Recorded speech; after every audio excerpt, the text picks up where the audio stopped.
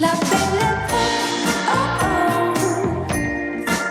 La belle époque, oh oh. Hi everybody, welcome to this week's video. It was a good week. We had Tomas here doing the cottage insulation on the roof, in the ceiling. And we had my friend Amy here, and we'll be talking a little bit later in this video about the upcoming retreat for all those Americans who might want to move to France this week. Also available to other nationalities. And also I had the company come about the rockfall, the fillets in French, along with my lawyer. So stay tuned. That was interesting. Hi, everybody. We are coming to you today from both London and Chateau de Borie. And we are here to talk about a retreat that I planned for October 2025. And I'm super excited. It's geared towards people probably in the US, but not necessarily. They can come from anywhere who are interested in moving to France. So I have with me my friend Amy, who's come to 2 retreats already at Chateau de Borie. And I also have Ben, and I think I'm going to let them kind of introduce themselves to explain kind of a little bit why you might be kind of co-hosting this retreat with me. So I'll start with Amy. All right. Well, the short answer is I'm co-hosting because I was given an invitation to go to the south of France for a week, and so I said yes. Sensible woman. So I'm American who's moved to France. I moved 2.5 years ago, and I actually work to provide financial advice to Americans and others, actually often French expats who lived in the US and now live in France. So I'm a conseiller en investissement financier, which in our terms is a registered investment advisor. And what I try and do is help people make sure they don't forget any important forms to file with any important government. And there are quite a few. Yeah, keep it all on level. So obviously, it's going to be very fun for me to meet people, but I will be there hopefully to provide answers to people's questions about the kind of regulatory and financial stuff that you should know. So that's my role. Excellent. And Ben? Similar. I'll be co-hosting because I was and still am, I suppose, an expat. I moved to southwest France when I was 8 years old. My parents made the jump down to 40 minutes away from where your lovely chateau is. Wow. And through those experiences, I got into the business of helping other people do the same. So for the last 9 years, I've been helping people open up French bank accounts, get their admin sorted, and work on currency exchange too. And just through the family business, also being involved in real estate transactions and helping people look at options for rental places in France too. Perfect. Awesome. So the idea of this retreat actually came from one of my YouTube followers, subscribers, who was sort of interested in possibly moving to France. They'd been watching my channel for a while. I thought of Amy immediately because I knew that through her businesses, both in France and the US, that she often helped people who were moving to France. So I thought we could go through quickly. We'll try quickly because there's a lot of potential topics. One of the main questions that people have is around visas. So I was going to get you both, because I know you both have worked with clients and kind of can talk about the ins and outs of the visa process. So maybe I'll start with Amy, and you can kind of just touch on what we might cover in the retreat.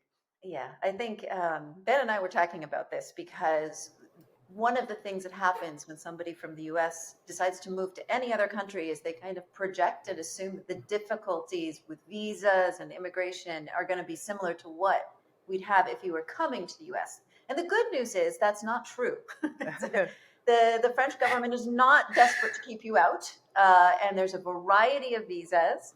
And so the work of trying to figure out what visa is right for you and to go through it is something that's very viable and will not take forever. So Ben, do you want to add to that? Yeah, a good summary, I'd say. I think when you look online and you try to work out which visa might be applicable to you and what's the best path forward, it looks super scary.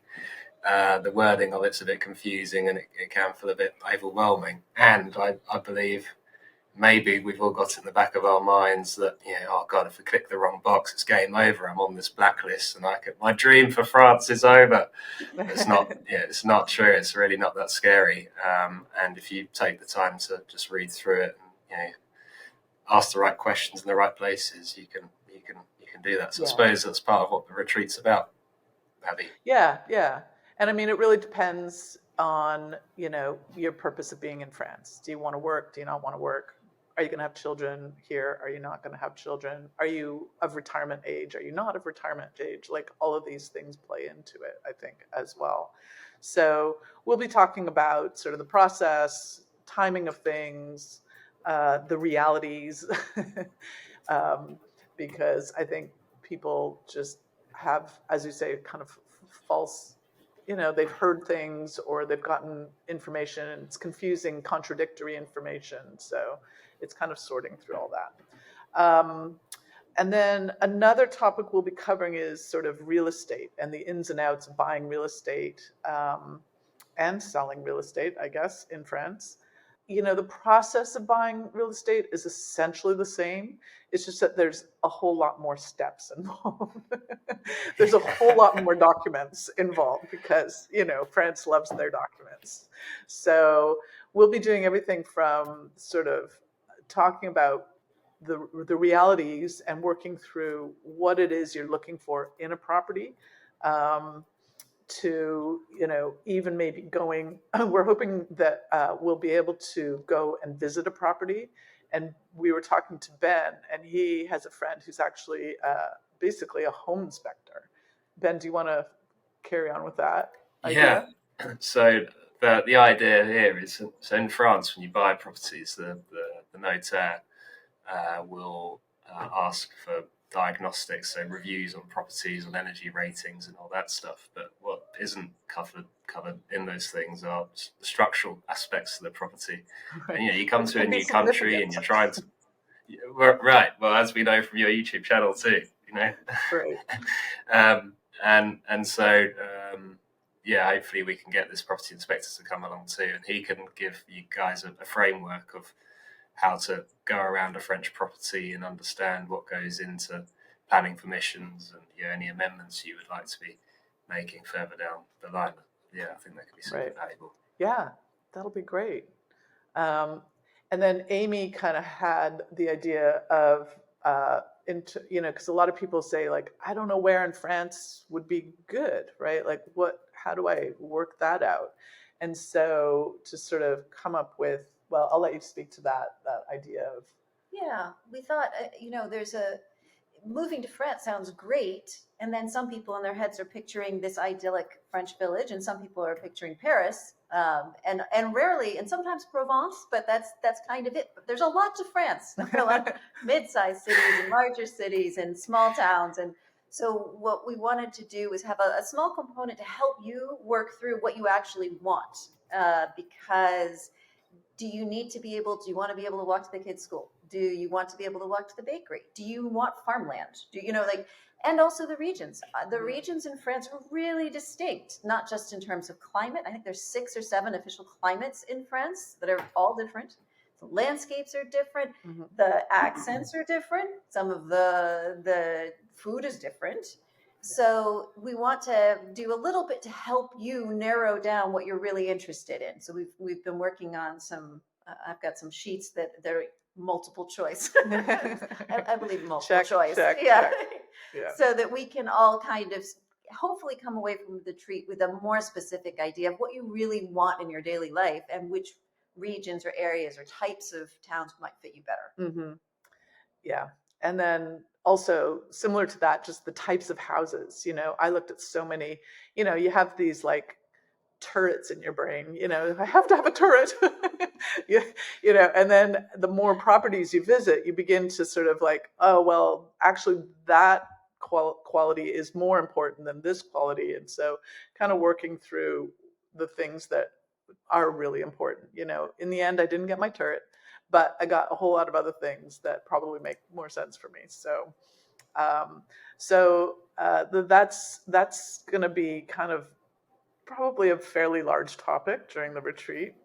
We're also going to be kind of talking about sort of the realities, the psychological processes of like, leaving family behind, say, or telling family. Ben tells a great story about his family moving to France. Do you want to speak again about your grandfather? Yeah, I might be reigniting old Old wounds. Sorry. Yeah, I mean, obviously, making a big jump to a new country can be really exciting for friends and family back home. They have a lovely place to come and visit and stay, but also you're potentially I don't know, putting bigger distance between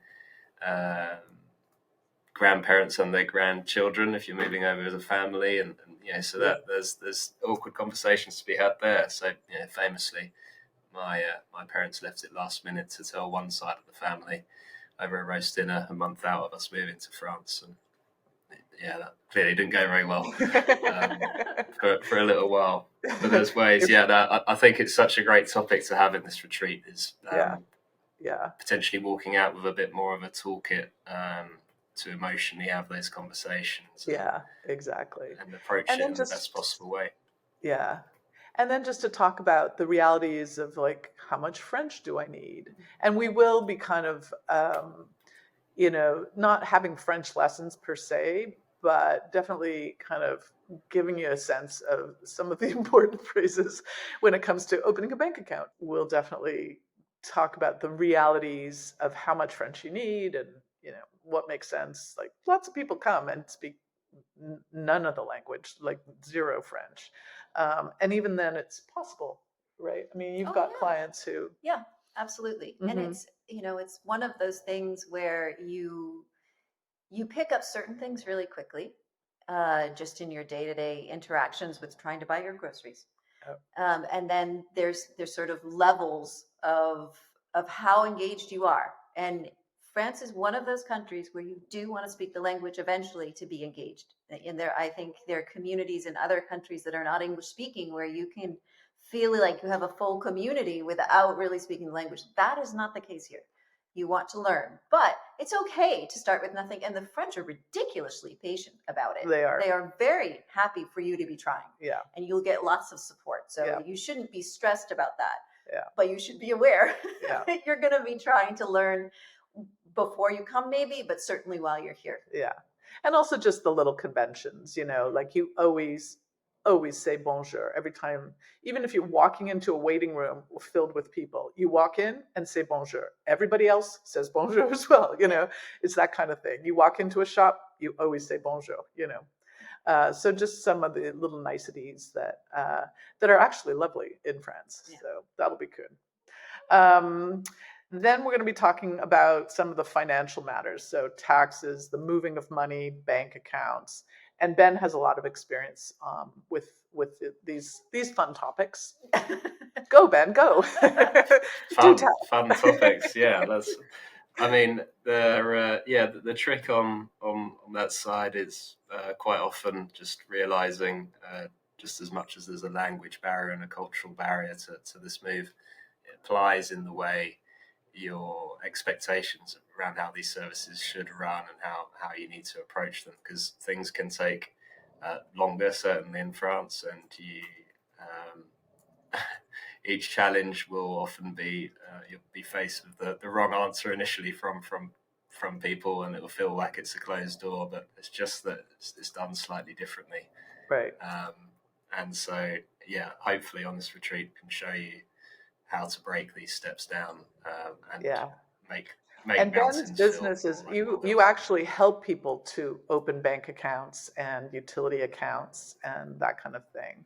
Like you'll actually get onto the phone with a bank manager to help somebody through opening a bank account. That's Is that it. right? Yeah. I mean, most of it's very much a done with you services are done for you, because obviously you can't call up a bank manager and pretend you're Mr. Smith for Mr. Smith. But the trick, I suppose, is I hope my wife won't mind me saying this, but you learn on the French side that if you can push past the initial no and front on things, usually Yes. It's if always you the initial persist through, no you in can France. Yeah. come back in 2 weeks' time with this document, and if you just have to, I suppose you get used to breaking that down. But there's strategies for that. We can definitely go through those things on the retreat. Excellent. So some of the other things we'll sort of be covering are, sort of like cultural things, holidays in France, leisure, society, and then we'll definitely be getting into the 10 things I wish I'd known. And Amy and I probably have more than 10 things. We do. We'll edit for you. Yes, we'll do our best. And then finally, we'll definitely be talking about French healthcare, which I know for Americans is a really big one, and is still kind of unbelievable to me in some way. Like I went and had a mammogram yesterday, and they were almost embarrassed because normally a mammogram is free, but then I had a sort of an what's it called? Radio. Ultrasound. Ultrasound, is that the Sure. word? Yeah. French is like, this is where things get confusing. You forget your English words. So the ultrasound cost extra, and she was kind of like, "I'm so sorry," And I was like, "Okay, how much?" It was 20 euros for the ultrasound, the extra ultrasound. So it's just, for an American coming, it's just like, Well, there's always a chance that your mutuelle will pay for it. True. You haven't Yeah, tried that that's yet. true. I could take the bill for that 20 and get some of it back, because most people also have sort of supplementary, which is very cheap. You get sort of supplementary, and they cover some of the costs that the system doesn't cover. So it's just incredible. And even just going to buy pharmaceuticals, I come away thinking, okay, in the US, this would have cost me $150, but in France, it cost me 13. It's like, what? 13? I'm like, are you sure? Do you want to check your math? And I was going to say, I think the difference here in France, because we get lots of people who come in who've looked at Spain or Portugal or whatever, but you are going to participate in the national healthcare system in France. You are. There are a few different ways to do it, as a retiree, as a worker, or whatever, but you will be part of it. And so you're not, unless you're seconded, you're actually just here temporarily, you will be part of it. So we'll all three of us, we can show you our carte vitale cards. Yeah, you can covet them. I'll show you exactly how it works. Though. Yeah, and it's all tied to your visa. So as soon as you get your visa, suddenly you're getting a letter going, "Don't forget to sign up for your carte vitale." So it all just kind of comes part and parcel. And then some of the things that come also with the visa are the civics classes, which are also very interesting. And I actually kind of liked them, because you're learning about the history of France, and you're learning all the various systems of France and the various support systems, basically, that is just really useful to know about. So we had one session where, like, she talked probably 30 minutes about all the best movies that we should watch. It was awesome. I just was sitting there writing them all down. I was like, "Oh, okay, great." So on top of all the sort of little workshops we'll be doing, I just thought I would give like a kind of overview of what a day in the retreat life might look like. So normally in the retreats, I'm all about keeping things pretty fun. And also I'm all about kind of creating a community for a week. We all become really tight and close friends. So along with some of all this practical information, we'll do some excursions. We'll go wine tasting. Hopefully we'll have a property visit. I usually try to organize a cooking class. We'll do a market visit, go to a grocery store, and maybe even a Castorama or Leroy Merlin, like basically a French version of Home Depot. Because one of the biggest problems I ran into, and my friend Wendy, if you saw some of the early videos, we were we were in basically Home Depot and Castorama, and there's this huge cleaning aisle, and it was just like we had no idea what all these cleaning products were, and the only one we recognized was Monsieur Propre, which was Mr. Clean, and it was like the bald guy. I was like, the bald guy, we know that, we know that brand, because it's so hard. Like it's almost the hardest thing is knowing what the products are, and B, knowing where to buy them, because you drive by all these big, huge stores, but all it says is action. You're like, that could be just about anything. Like what does Action sell? Some of the ones you've had are similar. The Yeah. Jiffy. The Yeah. Jiffy, yeah. I avoided our local like everything cleaning supply store for a year because I thought it was electronics because it was like the word Wi-Fi. So Right, well, Jiffy, yeah. It's just really funny because you don't realize how much you take for granted. Like, of course, that store sells that, but here you don't have that sort of basic knowledge, and so sometimes you just have to pull up and park and go into a store, and then interspersed with that, obviously, there's a chef that is cooking us meals, and I'm hoping that we'll have my friend Haley come back and do some yoga for us. There'll be hopefully lots of time to sit with each of these guys, ask individual questions, and have individual sessions, and hopefully enough free time to just chillax in the south of France. So that's basically how this is hopefully going to go. Do you guys have more to add that I haven't covered or thought of? I just think I would say that it's when you do get here the first time, because you're completely disoriented, you can't figure out where to buy a broom, and your language skills, you're trying to study words before you go to the store and all that kind of thing. It does help to know that you have an anchor, and I think we are all hoping that this retreat gives you that. It gives you a sense that, like, I've actually got somewhere to start here. I've talked to people. I've been to a Castorama. You have a starting point, and I think that would be really, really helpful. It's on that list of like things that would have made it easier. Yeah, exactly. So we're hoping to, for those of you who want to move, we're hoping to make it easier. Absolutely. Yeah, that's the goal. Ben? Yeah, I would add, the nice thing about this concept, I suppose, is, we see plenty of people researching this move and thinking about it for years and years and years and years. Maybe this move's been brought forward for one reason or another. You'd be holding yourself back because it all looks so overwhelming, because it all looks so... And so hopefully this retreat gives people the confidence. This is real. This can actually be a life. This can actually be a dream. Yeah. A great taster. Yeah. And I think for a lot of people who watch my videos, they all just, so many, I mean, I've just read comments where it's just like, I don't know how you do it. I could never do that. There's this sort of like block in front, where it's just like, oh, that just is so complicated. I can't imagine ever doing that.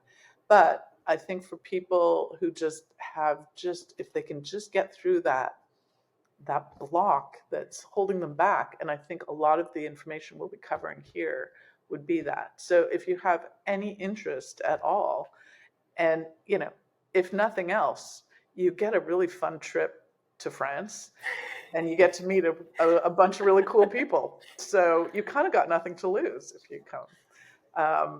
And as I said, there'll be the wine tastings, there'll be the food, there'll be the experience of being here, and so I hope you'll join us. It's going to be a really fun week, and I'm really excited that we're going to have Ben and Amy as part of the week, and so I'm excited. Come hang out with us. Come hang Can't out. come soon enough. Yeah. Exactly. All right, you guys. Thanks for being here, and à bientôt. À bientôt. All right. Oh, wow. Even the sound is different. Like you can, it's all sort of muffled. That's cool. Oh, it looks so cozy. Do you need help? No? No, it's not heavy. Just cut, put it, cut. It's Okay. long, but Yeah. Wow. not so long. It's going to be harder to get here. Yeah, it's here. It's just above the Right. stair. Yeah.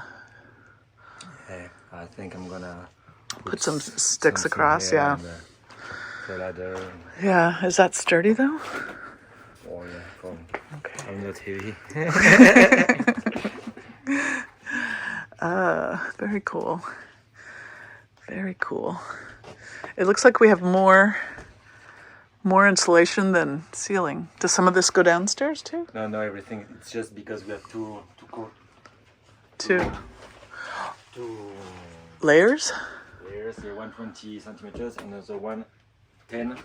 Because we have to Oh, make it crisscross. cross Oh, so one will come this way? this way. Oh, okay. But for this, we need to put The paper or something. not What do you the put between? First, we have to put some another structure Oh, to keep the 10 centimeters on. Okay. And also to put after the ceiling. oh, okay. So now I'm going to do the 20. Right.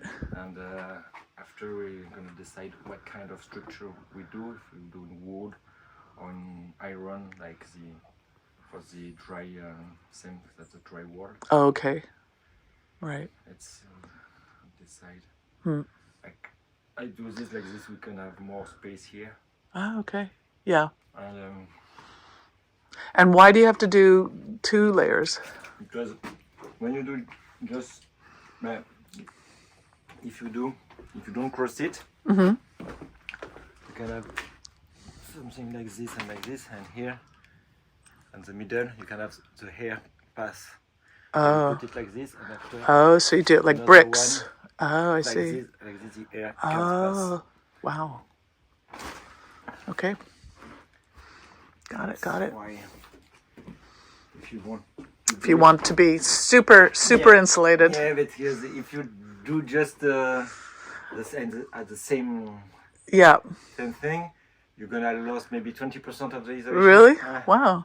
I feel like in the States they only do this. Yeah, but before in France we do just this too. Oh, okay. But But with this now stuff, because we don't want to use more heat, yeah, more electricity or Electricity, yeah, more yeah, anything, more so- fuel. better to do it perfectly now. like Right. this, and after Gotcha. you're gonna just pay. Yeah. So it's going to be pretty low here, Yeah. the ceiling. So this is where we're going to build in cabinets or something. You're gonna have the ceiling is gonna be so 175.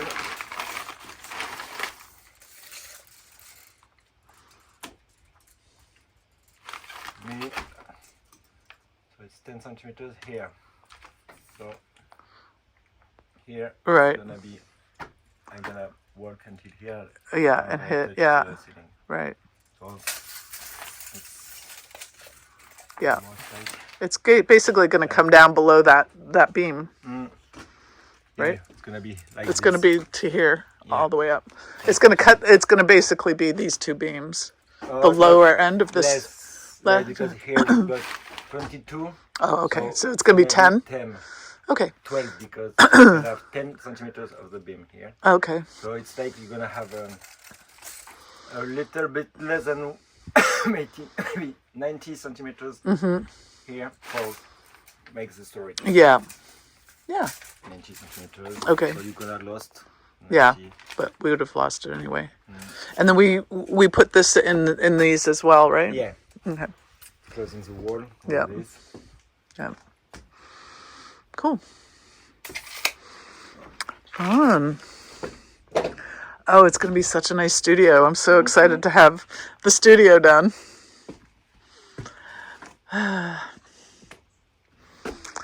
Yeah, I've got to set up the studio this winter. I think I'm going to put it in Cuckoo for now, the little bedroom. Yeah.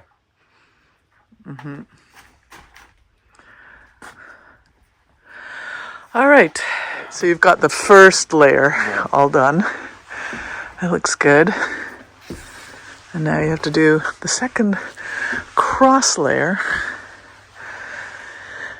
Wow, it does smell good. It smells like hay, sort of. Hay, like, you know what the cows eat. Okay, yeah. The grass. Exactly. Yeah.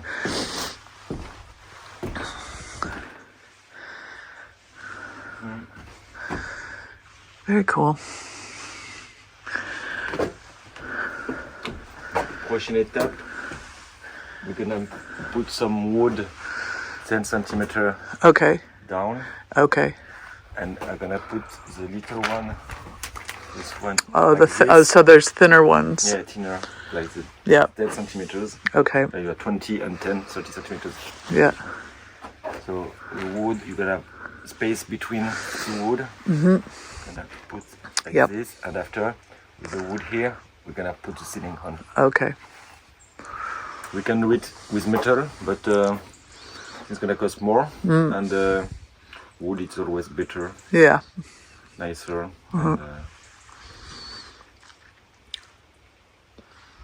And then do we put drywall, the plasterboard right on top? Exactly.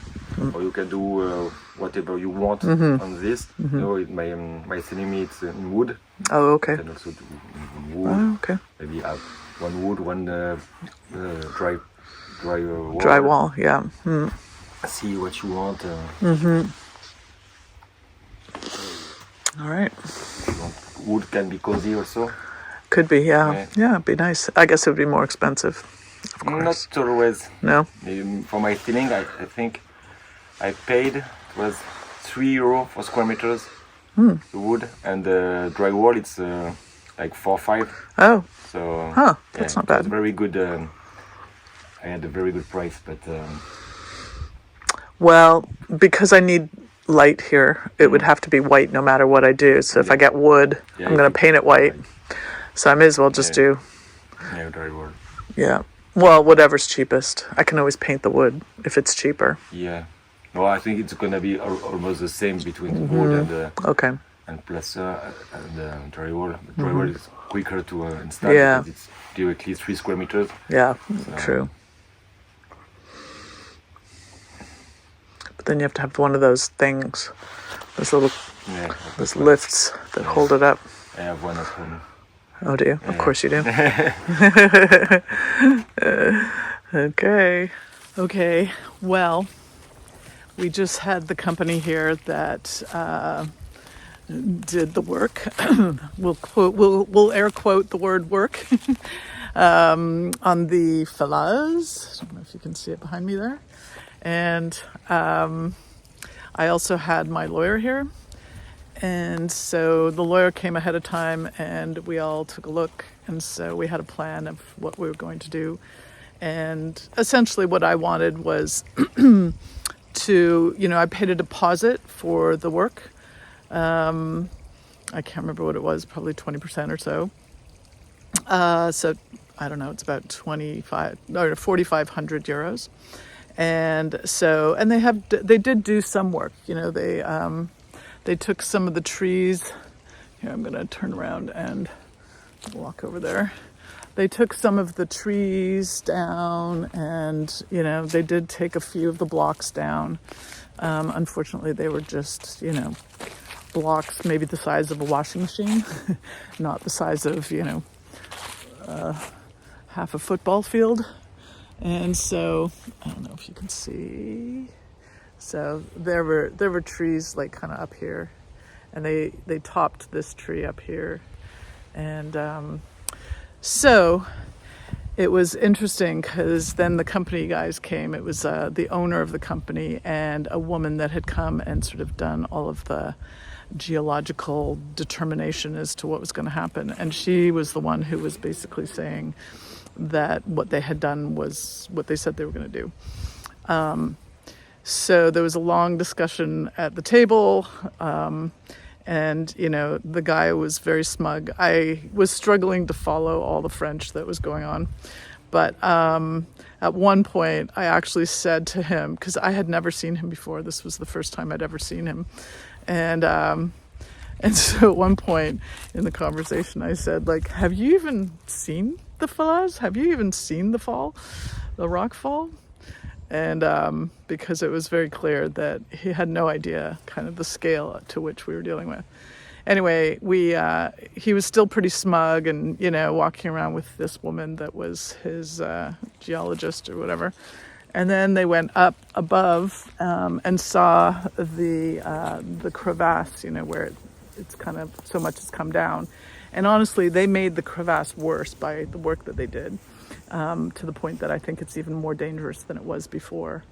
And they got up there and you could just see the guy's face fall, because I think he realized he didn't have a case whatsoever, especially against a lawyer.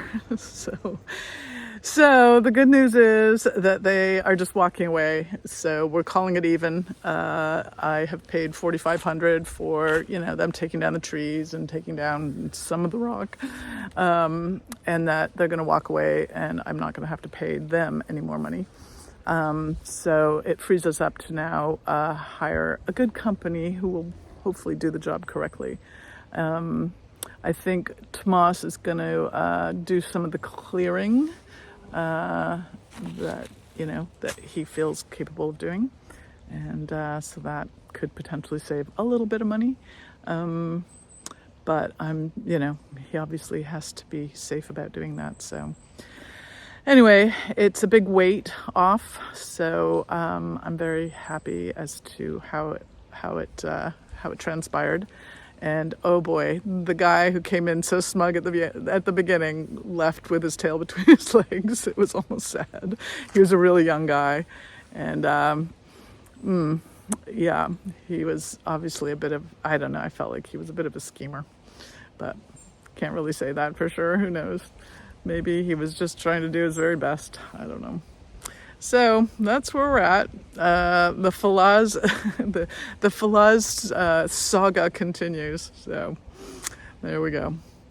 Anyway, it's another beautiful, like warm, like almost mid-November day. It's probably at least 70 degrees, and Chloe's still here, hanging out, and still doing all right. So. She's still with us. I feel like every day she's still with us. I'm now going to have to do Chloe updates with my with every week. So, okay. Hopefully I'll get this up on Sunday. Last Sunday it took the video. I think it must have been 7 hours to upload. That's why it was so late. So apologize. Okay. A bientôt. No, it's not a test.